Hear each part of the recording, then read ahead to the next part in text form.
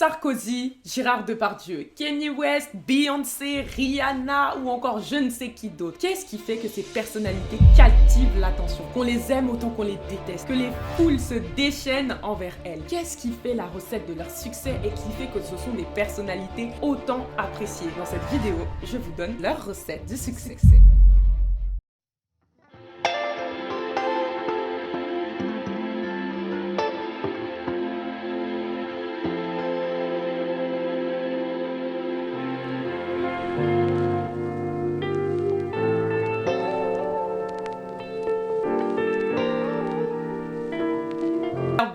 Bien. Pour les personnes qui ne me connaissent pas, je m'appelle Erin Koné, je suis la fondatrice de Comment Art Oratoire, un cabinet de conseil en gestion d'image publique et de génération déclassée. Vous le savez, dans les cadres des activités de Comment Art Oratoire, j'ai souvent tendance à analyser les personnalités publiques, à regarder comment elles se comportent et puis à voir qu'est-ce que je peux extraire des méthodes et des techniques qu'elles ont mis en place pour les apporter à ma clientèle et à moi-même. Et je me suis posé la question récemment de savoir finalement qu'est-ce qui faisait le succès de ces personnes-là. Pourquoi est-ce qu'on adulait autant les célébrités? Qu'est-ce qu'elles avaient de particulier qui faisait que des foules entières pouvaient se dévouer à leur cause? J'ai identifié 3 tendances globales qui pouvaient expliquer ce succès-là. Mais restez jusqu'à la fin de la vidéo si vous voulez connaître le plus grand point qui fait que ces personnalités-là sont autant adulées. J'espère que la vidéo vous plaira et sans plus attendre, on y va! Le premier point que je remarque chez toutes les personnalités publiques, c'est qu'elles ont l'art et la manière de cultiver le je m'en foutisme. Elles se fichent totalement de ce qu'on peut penser d'elles, dire d'elles ou quoi que ce soit. Ce sont des personnes qui avancent selon leurs propres idéologies, leurs propres pensées, quitte à totalement déplaire, mais ça, elle s'en fiche. La culture du je m'en foutisme, c'est quelque chose d'hyper important et omniprésent dans le monde des personnalités publiques. Parce qu'à partir du moment où on s'expose au positif comme au négatif, mais on s'expose aussi donc à la critique. Et si ces personnes-là ne se cloisonnent pas d'un gilet pare-balles invisible pour se protéger de la critique des autres, eh ben, il va être très difficile pour elles d'exister et de pérenniser. Donc vous verrez que les stars qui perdurent le plus sont en réalité les stars qui s'en foutent le plus. Difficile à croire, et puis des fois même quand on regarde leurs réactions et leurs comportements, on se dit non mais c'est incroyable, ils s'en foutent de leurs fans, ils s'en fichent de ci ou de ça, etc. C'est pas ça, mais c'est que ils ont développé une forme de vitre par balle en face d'eux qui fait qu'ils ne se sentent pas attaqués par tout ce qui peut se passer autour d'eux. Donc selon moi, le je m'en foutisme est l'un des grands secrets de leur succès. Parce que dans le monde du showbiz, dans le monde de la célébrité, dans le monde de la politique ou quoi que ce soit, si on est un peu trop sensible, on sombre rapidement, croyez-moi.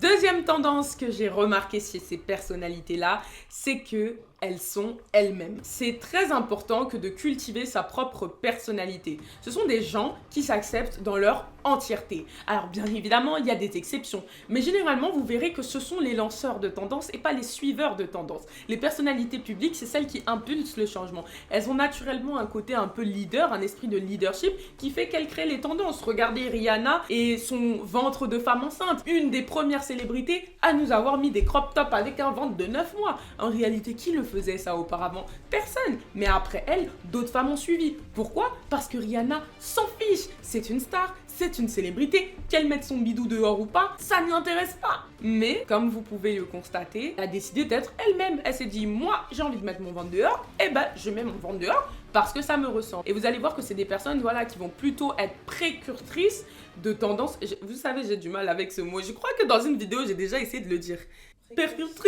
Précurseur. Oh, vous avez compris. En tout cas, elle est précurseur. C'est elle qui commence, elle initie le changement. Voilà. Donc voilà, ce sont des personnes qui sont elles-mêmes et qui s'acceptent dans leur entièreté. Elles ne sont pas dans des débats de se dire est-ce que je dois faire ça ou pas, est-ce que je peux faire ça ou pas. Non, elles ont une pleine confiance en elles, une pleine assurance en elles et ça, ça leur donne toute l'impulsion pour être elles-mêmes. Troisième clé du succès des personnalités publiques, elles prennent position. Eh ben oui, jouer la Suisse, ça marche pas à tous les coups.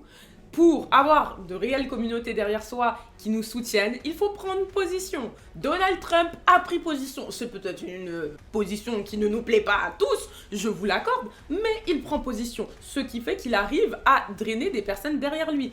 Pareil pour Éric Zemmour, pareil pour la plupart des politiciens, on les aime ou on les déteste, mais au moins on ne peut pas leur reprocher une chose, c'est qu'ils prennent position. Jouer la Suisse dans le monde public, ça sert pas. Au début, t'es aimé de tous, mais le jour où tu fais l'erreur de donner ton avis, ce qui se passe, c'est que tout part en cacahuète. Donc moi, en tout cas, personnellement, je recommande toujours à mes clients de prendre position dès le départ. Comme ça, le jour où ils donnent leur avis publiquement, personne n'est choqué. Je suis moi-même une personne qui prend énormément position. On sait ce que je pense, on sait comment je me comporte. Et je préfère 1000 fois ça que d'être une personne neutre. Parce qu'encore une fois, le jour où je vais donner mon avis sur un truc, on va dire « Oh, mais attends-toi !» Parce que je vais attirer des gens qui sont à la fois d'accord avec moi et pas d'accord avec moi. Mais ça, je peux pas le savoir puisque je prends pas position. Et c'est le jour où on donne un avis concret que là, fiou, on voit le clivage et on voit qui on a réellement dans sa communauté, qui on a réellement dans les personnes qui nous aiment et qui nous suivent. La prise de position est donc quelque chose de très important chez les personnalités publiques et une des raisons de leur succès. On a toujours plus confiance en quelqu'un qui prend position parce qu'on se dit que au moins c'est une personne fiable. Qu'on soit d'accord avec elle ou pas, on sait ce qu'elle pense et donc on ne la juge pas dangereuse ou compromettante. Mais quelqu'un dont on ne sait rien, et bien finalement, on ne sait pas de quoi il est capable. Et à partir de ce moment-là, on est toujours un peu plus réticent à aller vers cette personne-là. En début de vidéo, je vous disais que je vous donnerais la grande clé du succès des personnalités publiques. Eh bien, elle est simple, c'est l'authenticité. Être authentique, être soi, rester soi est la raison du succès de toute personnalité. Regardez par exemple Lil Nas X, le chanteur. Au départ, il est venu avec un style un peu country, ça a bien marché. Mais depuis qu'il est lui-même, certes, il clive, mais au moins, il a développé une vraie fanbase. Miley Cyrus, elle s'est cherchée pendant des années, mais aujourd'hui, elle a trouvé son style et les gens l'aiment pour qui elle est. Pareil pour Selena Gomez et pour toutes les plus grandes stars que vous pouvez connaître. Là, je sors des références musicales, mais ça marche dans tous les secteurs. Jean-Luc Mélenchon dans la politique française. Les gens l'aiment parce qu'il est lui-même. Il fait pas semblant, c'est pas parce qu'il est une personnalité publique qui l'arrondit les angles. Non, il est brut. Pareil pour Jean Lassalle. Ah ben voilà, lui c'est le meilleur exemple. Jean Lassalle, c'est l'authenticité provinciale à lui tout seul. Regardons même un extrait d'une de ses prises de parole, s'il vous plaît, juste pour le kiff. Oui, merci, Monsieur le Président. Madame la Ministre, s'il vous plaît, Monsieur le Président, même si la question vous paraît un petit peu hors sujet, ne me coupez pas. Madame la Ministre, je vous demande, parce que je ne peux pas me taire et je ne peux pas parler ailleurs, de demander à Monsieur le Président de la République de ne pas intervenir en Syrie. Pas maintenant. Pas avec Trump. Pas avec l'anglais qui, je ne sais pas ce qu'a fait Bachar el-Assad. Il y a eu du gaz, c'est sûr. Mais qui l'a répandu? Est-ce qu'on peut imaginer un seul instant, Monsieur le Président? On est quand même très loin du sujet, monsieur Non, collègue. mais je dois le dire. Et je vous laisse finir, mais je dans sais. 30 secondes, j'arrête. Je sais, mais je regarde les informations et je suis un vieux député inquiet. Je me demande où sont nos services spécialisés, où est notre ambassade fermée depuis 2011, ainsi que nos consulats. Allez faire un tour en Syrie, mesdames et messieurs, chers amis, ce vieux peuple.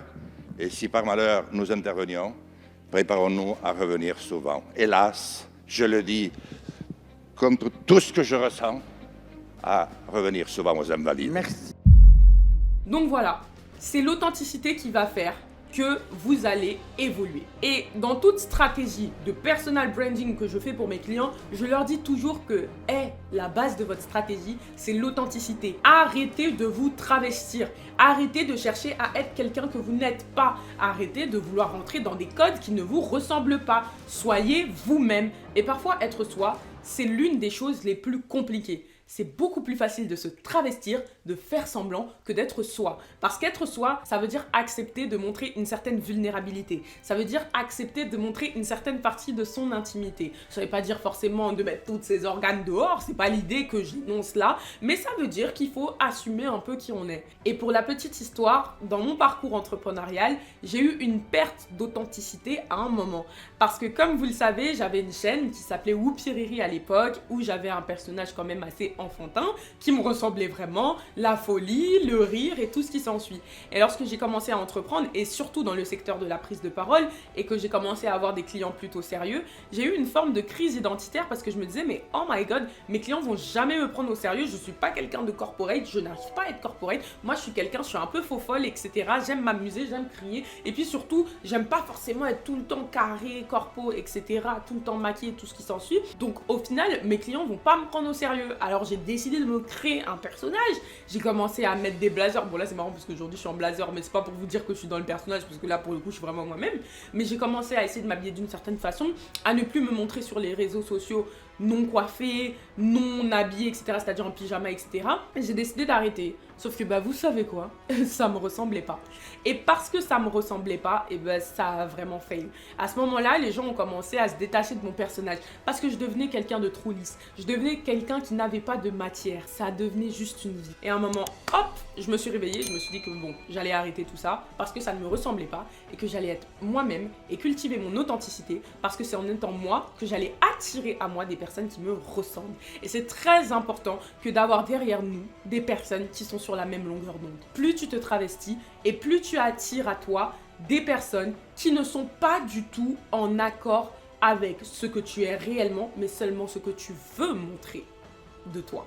Donc, vous l'aurez compris, la clé majeure pour être une personne successful, pour avoir un fort personal branding, pour être une personne qui impacte, qui réussit à fédérer des foules autour d'elle, c'est d'être authentique. Il n'y a pas plus intéressant que votre propre personnalité. Alors voilà, j'espère sincèrement que cette vidéo vous aura plu. Ça faisait un bon moment qu'on n'avait pas parlé images, prise de parole, communication et tout ce qui s'ensuit. Là, ces derniers temps, on était pas mal côté business, alors je me suis dit qu'on allait faire un peu des vidéos comme à l'ancienne.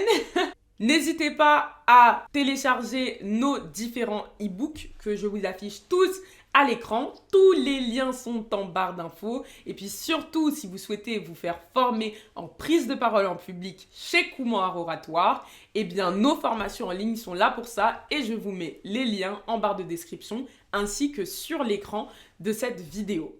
En commentaire, suggérez-moi les prochaines vidéos YouTube que vous voulez voir sur cette chaîne. N'hésitez pas à partager la vidéo, la liker et surtout à vous abonner. Je vous embrasse, mouah, mouah, et je vous retrouve très prochainement pour une nouvelle vidéo sur la chaîne YouTube Erin Koné. Bye bye! Ne cherche pas à être éloquente si tu n'as pas confiance en toi. Ne cherche pas à être charismatique si tu ne parles pas avec assurance. Tu as peur de t'exprimer en public? Te limite dans ton ascension professionnelle car tu crains de t'exprimer. Tu as peur de manquer de crédibilité et rate donc de belles opportunités? Stop, on arrête tout. Fini l'aisance à l'oral, c'est pas pour moi. Je suis Erin Koné, ta coach en prise de parole et te propose de déconstruire toutes les idées reçues que tu pourrais avoir sur ta capacité à être à l'aise à l'oral. Je vais t'aider à combler cette faille qui t'empêche d'évoluer dans le monde professionnel. Tes prises de parole ne seront plus un instant douloureux, mais bien un événement heureux. Viens vaincre ta peur de parler en public et deviens à l'aise à l'oral avec moi grâce à la méthode Comment Art Oratoire.